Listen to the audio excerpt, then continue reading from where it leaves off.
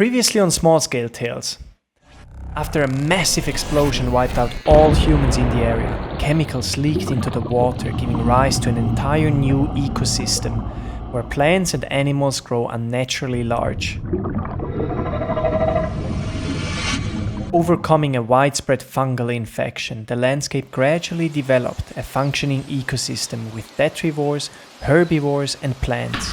However, new predators and dangers await.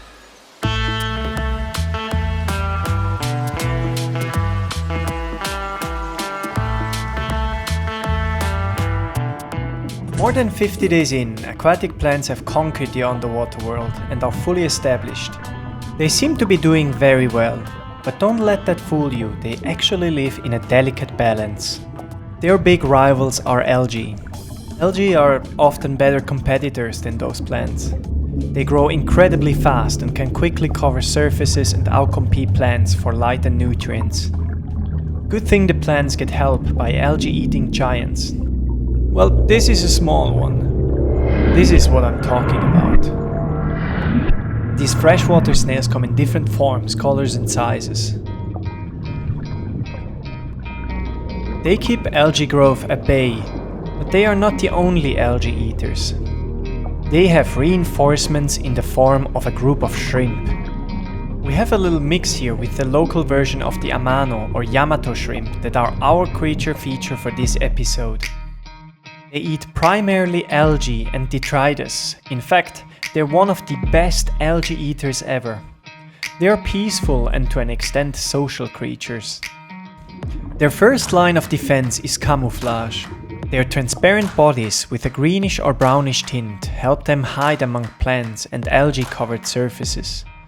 However, if they get spotted, they can quickly dart away from predators, using their powerful tail muscles and find cover in dense vegetation. They will even release alarm pheromones, chemical signs which alert nearby shrimp to potential danger, prompting them to flee or take cover. If nothing helps and they are attacked, they have an ace up their sleeve. Like many crustaceans, Amano shrimps have the ability to regenerate lost limbs. So if they lose a leg, they can regrow it. The underwater ecosystem is now fully self-sustaining. It should stay very successful, unless there is a big change to it. If you like this artwork as a foam background, you can head to my Patreon and get it for free. Links in the description. In the meantime, the vegetation on land has grown too and is about the height of the factory. Young plants compete for light. In the midst of this lush greenery, we are surprised by a new animal. Barely visible if it's not moving. Have you found it yet? There it is. A freshwater crab with a noticeable yellow shell. Let's call him Yellowback Sam, or short, Sam. Sam is very curious and actively explores the factory. Maybe he finds a good place for a shelter somewhere. One of the darkling beetles moves right into Sam's direction. This could end very bad, but would Sam even attack such a beetle? The beetle has a hard time detecting Sam as long as he stays still and moves even closer to him. Sam surprises the beetle before he can react. He takes it apart with his powerful claws. This is not a great day for the beetle, but a great meal for Sam. He is a so-called omnivore, meaning he eats plants and plant materials, but also smaller animals. A beetle like he just caught is a great source of protein and fats that he cannot find very easily in plants. After this juicy snack, Sam is ready to continue exploring every corner. He's a formidable climber and will continue investigate the area until late at night.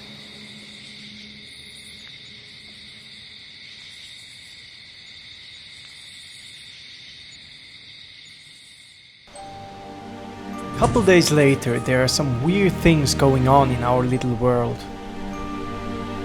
For one, there are ominous wood structures hanging from the factory, but also we can find things that look a bit like cocoons with patterns.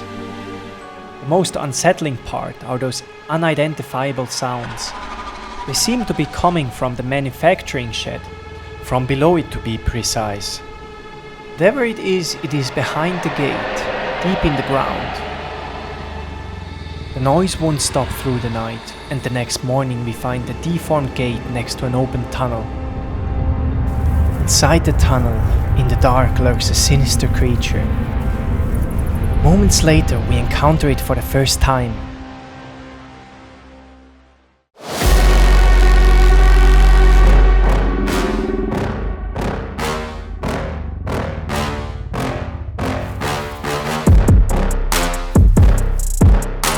This is a monster of a scorpion. Other animals show interest in the dark scorpion cave, like the yellow-spotted millipede. The scorpion is nearly blind, so it cannot see the warning colors of the poisonous millipede. But scorpions can perceive their environment with other organs, such as chemosensory hairs and receptors on their pincers and legs. It is highly likely that the scorpion detects the odor and other chemical cues of the millipede and decides an attack would be too dangerous. The millipede itself is confident in its defensive abilities and doesn't seem to be very impressed by the scorpion. It does leave the burrow though, as it's clearly occupied. As a carnivorous predator, the Javan dwarf scorpion finds itself among the top of the food chain.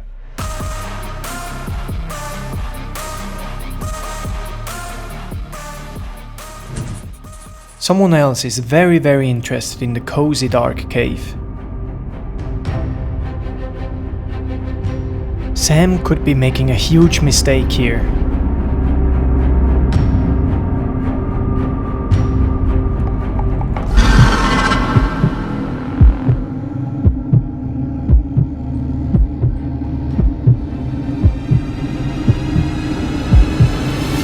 Sam isn't backing off.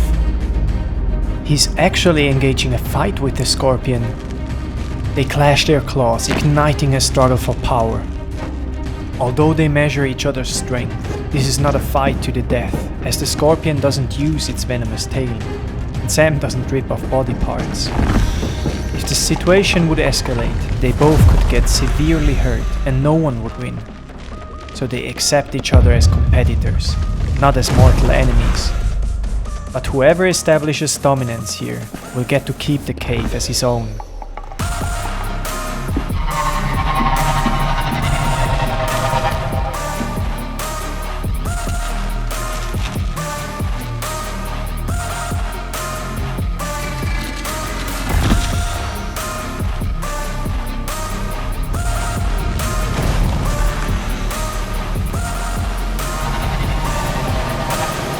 In the end, Sam is victorious and the scorpion retreats. It will have to find a new home. Meanwhile, the brave yellowback Sam makes himself comfortable in his new home. He doesn't seem to be a big fan of the decoration though and decides the place needs some renovation.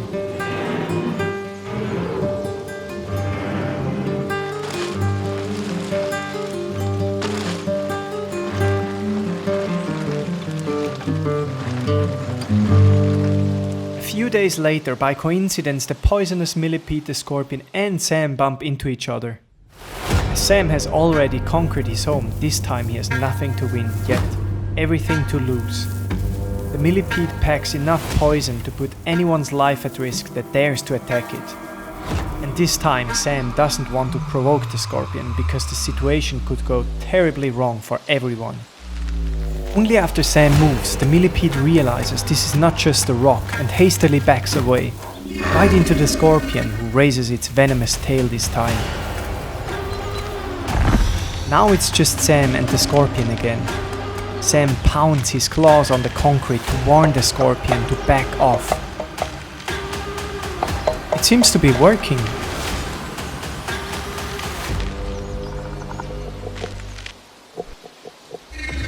The scorpion backs around and then climbs right over Sam. That seems mildly disrespectful, but at least no one got hurt.